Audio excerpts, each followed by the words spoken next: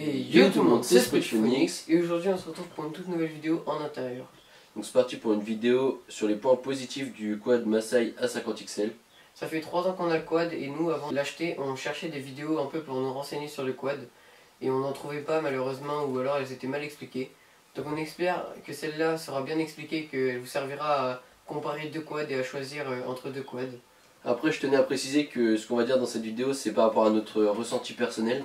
Et donc c'est peut-être pas le ressenti de tout le monde, mais en tout cas c'est ce qu'on pense avec l'expérience qu'on a. Parce que le quad on l'a déjà depuis plus de 3 ans. Voilà, alors il y aura aussi une autre vidéo sur les points négatifs, parce que le quad a des points positifs, mais bien sûr il y en a aussi des négatifs. Donc on fera la vidéo dans pas très longtemps, dans quelques jours. Et elle sortira du coup après celle-ci. Alors là on part directement sur l'introduction. Juste avant, n'hésitez pas à vous abonner au compte Instagram de la chaîne. Alors c'est Spotify tout en minuscule, il sera affiché ici. Juste au-dessus de nous. Et le nom sera affiché sur la perche là. N'hésitez pas à liker la vidéo si vous aimez les vidéos de ce type, un peu en intérieur. On vous explique un peu des choses sur la chaîne, sur le quad, tout ça. N'hésitez pas à nous dire dans les commentaires, à liker la vidéo, à vous abonner, ça nous ferait extrêmement plaisir. Objectif 6000 abonnés les gars, ce serait vraiment ouf. Puis nous on part direct sur la vidéo, l'introduction, c'est parti.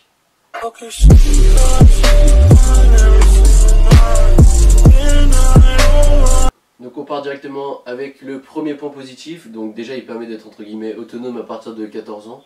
Alors le quad ou une moto 50 cm3 se conduit avec le permis BSR qui est devenu il n'y a pas très longtemps le permis AM. Alors moi je ne l'ai pas encore passé, j'espère le passer après le confinement.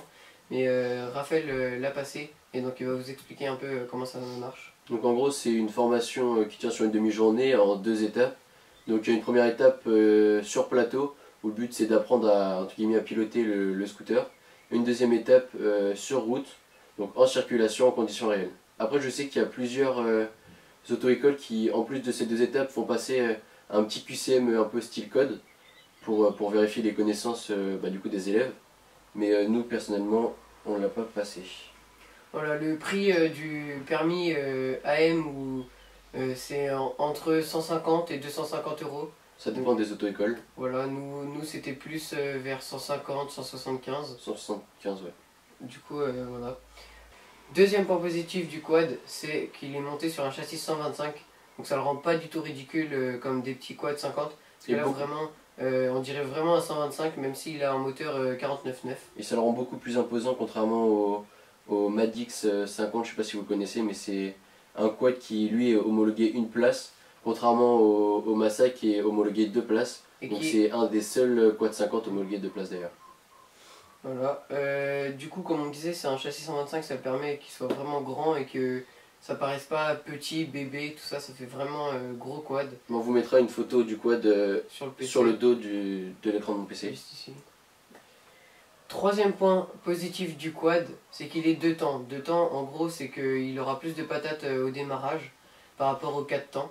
Mais le point un peu négatif du 2 temps, c'est qu'on doit faire le mélange huile essence. Mais pas sur ce quad justement, il y a un réservoir d'huile qui fait le mélange lui-même. Donc en gros on doit remplir le réservoir d'essence à part le réservoir d'huile avec une huile de temps bien spécifique.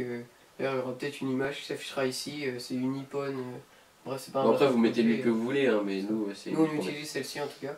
Et donc c'est assez cool parce que du coup on n'a pas à s'embêter à faire avec les pourcentages pour le mélange et tout ça. Donc ça c'est un vrai point positif du quad.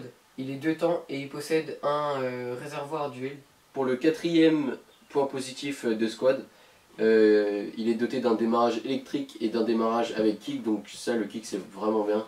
Parce qu'en hiver quand il fait froid, souvent la batterie est entre guillemets HS et donc pour démarrer le quad c'est vraiment galère.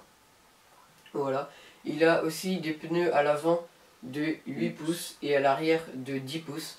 Ça permet qu'ils soient plus hauts et c'est des gros pneus assez costauds puisque nous on n'a pas eu de problème en 3 ans avec les pneus et pas de crevaison tout ça. Donc ils sont vraiment renforcés et ça permet une manipulation agréable. Voilà exactement.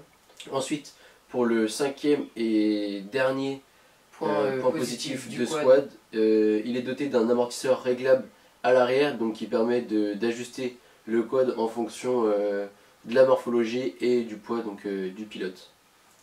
Voilà. Donc c'était une petite vidéo pas très longue, mais pour vous expliquer un peu les points positifs du quad, enfin que nous on trouve par rapport à notre ressenti.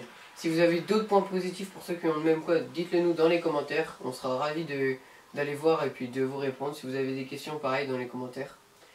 Et comme j'ai dit au début, n'hésitez pas à liker si vous voulez l'épisode sur les points négatifs du quad.